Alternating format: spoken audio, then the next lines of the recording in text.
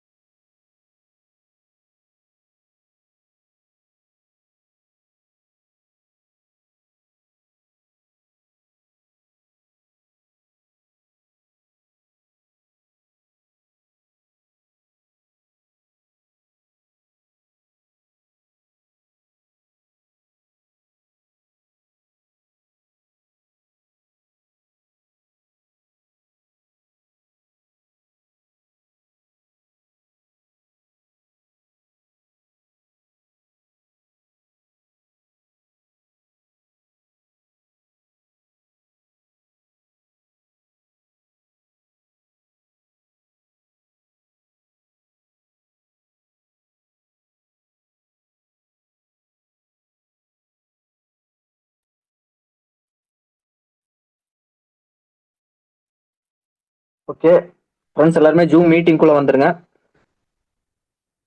எல்லாருக்கும் என்னோட வாய்ஸ் ஆடிபிளாக இருக்கா? என்னோட வாய்ஸ் ஆடிபிள் அப்படின்னு ஹேண்ட் ரைஸ் பண்ணுங்க.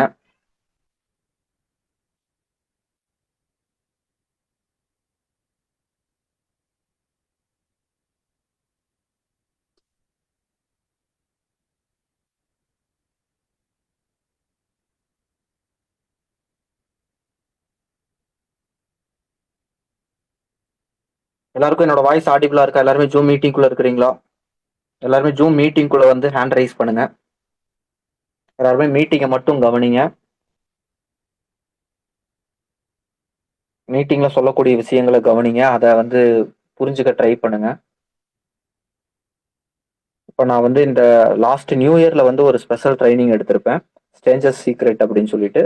அது 1ஆம் தேதியில இருந்து பார்க்குறவங்களுக்கு புரியும். அந்த வீடியோ தான் அதே ஒரு 25-30 மினிட்ஸ் வீடியோ தான். நம்ம ஒவ்வொரு நாளும் திரும்ப திரும்ப கேட்கும்போது நம்ம அதே வீடியோ தான் ஃபர்ஸ்ட் நாள் கேட்டதே தான் அடுத்த நாளும் கேட்குறோம். ஆனால் வந்து ஒவ்வொரு டைமும் திரும்ப திரும்ப கேட்கும்போதும் நம்ம நிறைய விஷயங்களை வந்து அதே வீடியோ அதே ஆடியோல இருந்து நம்மளால வந்து புரிஞ்சுக்க முடியும்.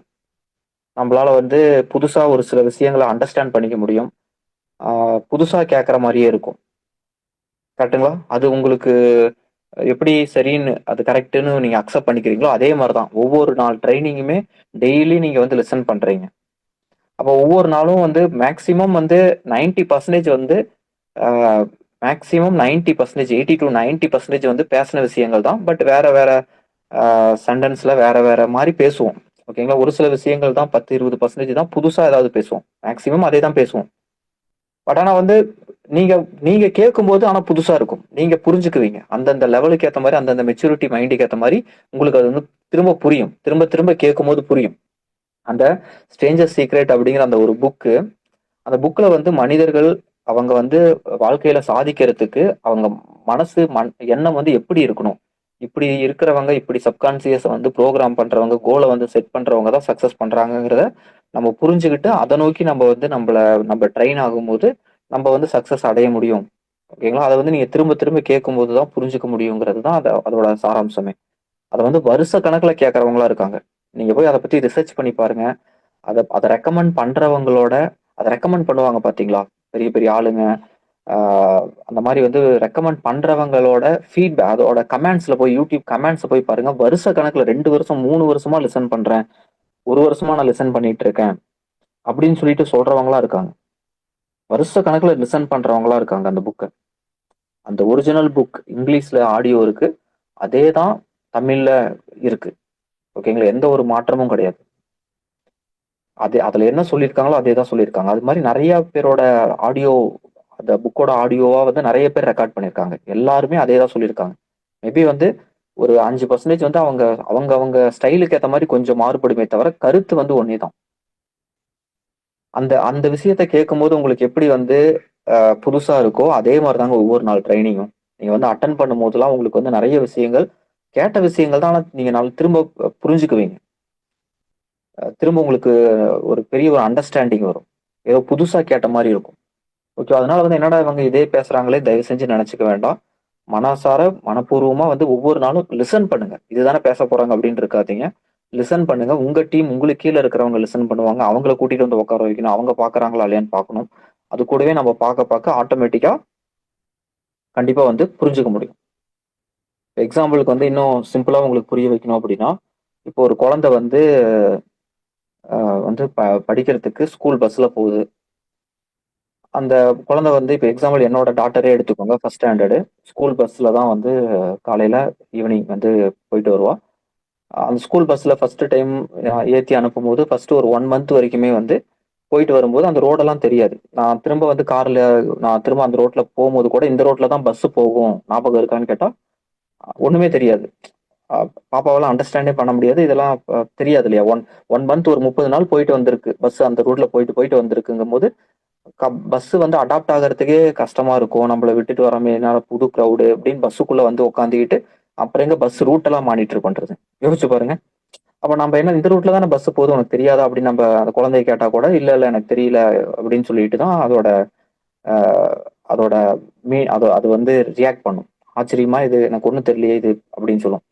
அதுவே வந்து 1 வருஷம், 2 வருஷத்துக்கு அப்புறம் பார்த்தீங்க அப்படின்னா, அந்த ரூட்ட கரெக்ட்டா அந்த குழந்தையால சொல்ல முடியும். என்னோட டாட்டர் சொல்லுவா. 12, 15 கிலோமீட்டர் என் வீட்ல இருந்து அங்க. 1 வருஷத்துக்கு மேல இப்ப வந்து ஸ்கூல் பஸ்ல போயிட்டு வந்துட்டு இருக்கா. அ எல்கேஜி நானே அ போய் ட்ராப் பண்ணேன். யுகேஜி பஸ்ஸு, இப்ப ஃபர்ஸ்ட் ஸ்டாண்டர்டும் பஸ்ஸு. கிட்டத்தட்ட வந்து 1 1/2 வருஷத்துக்கு மேல ஆச்சு. ஆனா இப்ப வந்து பாத்தீங்கன்னா, அந்த ரூட்ல போனாவே வந்து இதுதான் பஸ் ரூட்டு அப்படின்னு சொல்லிட்டு சொல்ல முடியுது. இந்த 1, 1 1/2 வருஷத்துக்கு மேல ரெகுலரா வந்து அந்த பஸ்ல போறா. பல நாள் வந்து தூங்கிட்டு போயிருப்பா. பல நாள் வந்து ஃப்ரெண்ட்ஸ் கூட பேசிட்டே போயிருப்பா. பல நாள் வந்து மெதுவா ஜன்னலோரம் உட்காந்து அப்படியே ரோட்ட பார்த்திருப்பா. ஓகேவா? திரும்ப திரும்ப டெய்லி அந்த ரூட்ல போக போக அப்படியே வந்து அத நோட் பண்ணணும்னு இல்ல. போறாங்க. அப்புறம் அப்படியே கொஞ்சம் கொஞ்சமா அந்த இடம், அந்த இதெல்லாம் பார்க்க வந்து பதியுது மனசுக்குள்ள.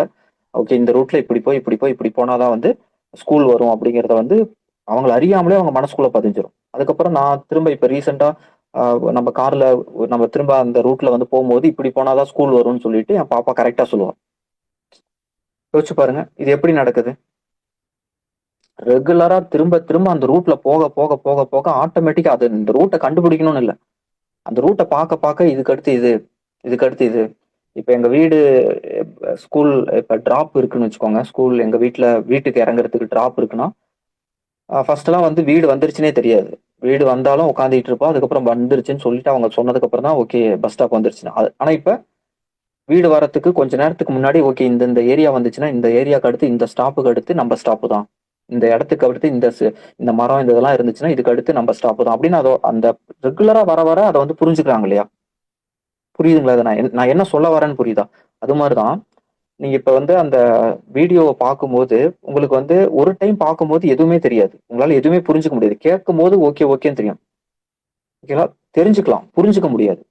ஆனா அதுவே திரும்ப கேட்கும்போது உங்க மனசுக்குள்ள நீங்க போய் பதிய வைக்கணும்னே இல்லைங்க. அதுவே சப்கான்ஷியஸ் மைண்ட் அதுவே ஆழ் மனதுக்குள்ள போய் அதுவே வந்து எடுத்துக்கும். நீங்க நீங்க ஒவ்வொரு நாளும் கேட்கறீங்க. ட்ரெய்னிங் இந்த மாரி பார்க்குறீங்க.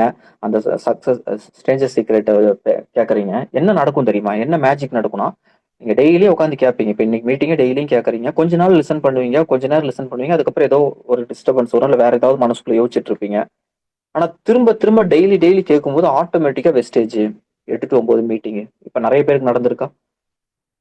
திரும்ப கேட்கும்போது நம்ம ஆழ் மனசுக்குள்ள இந்த பேட்டர்ன் வந்து ஃபார்ம் ஆயிரும். வெஸ்டேஜ் சக்சஸ் பண்ணணும். ட்ரெய்னிங் அட்டெண்டன்ஸ் சொல்ல எடுக்கவே மாட்டேன். இதெல்லாம் என்னடா அட்டெண்டன்ஸ்ன்னு சொன்னவங்கலாம் கூட இன்னைக்கு எடுக்குறாங்க. அட்டெண்டன்ஸ்னா வந்து ஓடி போனவங்க இதெல்லாம் என்னடா ஸ்கூலா அப்படின்னு சொல்லிட்டு கேட்டவங்கலாம் இன்னைக்கு அட்டெண்டன்ஸ் எடுக்குறாங்க. எப்படி? டெய்லி கேட்க பண்ண அவங்க மனசு அதுக்கு புரிஞ்சுக்குது. அவங்கள அறியாமலே அது போய் புரிஞ்சுக்கும். இதுல ஒரு மேஜிக் இருக்கு.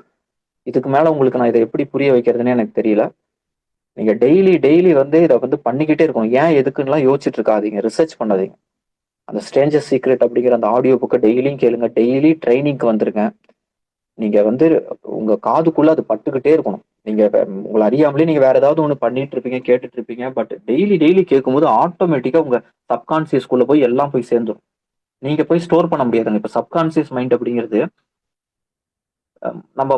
நம்ம மைண்ட் வந்து 2 விதமா இருக்கும். ஓகேங்களா? ஃபர்ஸ்ட் லேயர், செகண்ட் லேயர் அப்படின்னு சொல்லிட்டு.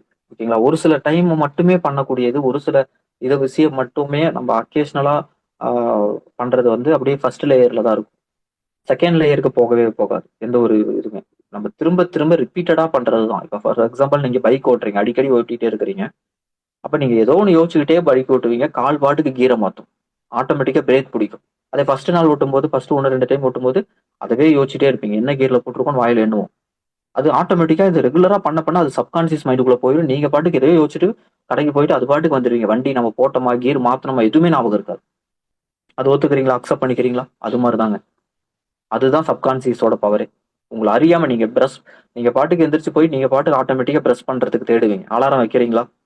பிரஸ் பண்ணணும்னு யாராவது உங்களுக்கு ரிமைண்ட் பண்றாங்களா? அதான் சப்கான்ஷியஸோட பவர். ஓகேவா? அப்ப நம்ம ரெகுலரா பண்ண சப்கான்ஷியஸ்ல போய் பதிவாயிரும். இதுதான் நமக்கு வேணும். இத நோக்கி தான் நம்ம போகணும். இதுதான் நம்மளோட இலக்கு. அத பத்தி தான் யோசிப்பீங்க. இதெல்லாம் நமக்கு டைம் வேஸ்ட் டிவி பார்க்கக்கூடாது, இது டைம் வேஸ்ட் பண்ணக்கூடாதுன்னு நீங்க ஆழமா பதிய வைக்கும்போது, அத நீங்க அறவே ஒதுக்குவீங்க. தயவு செஞ்சு இத வந்து பிராக்டிஸ் பண்ணுங்க. இந்த விஷயங்கள்லாம் வந்து வெளிய வேற யாரும் சொல்ல மாட்டாங்க.